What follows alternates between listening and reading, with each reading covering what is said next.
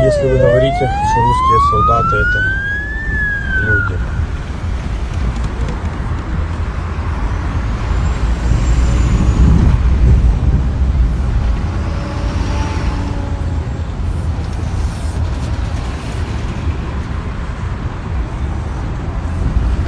Просто для вообще разумения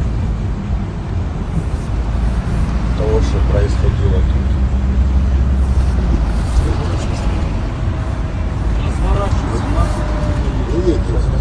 Ну.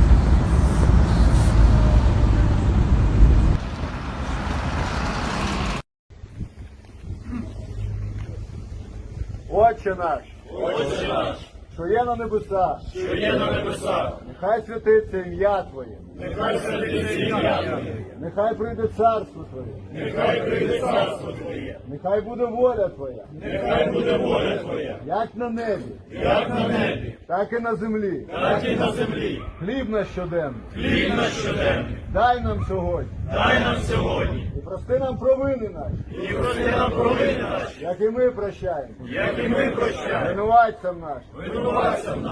І не веди нас у спокусу, але визволи нас від лукавого. Бо Твоє є царство, і сила, і слава. Амінь.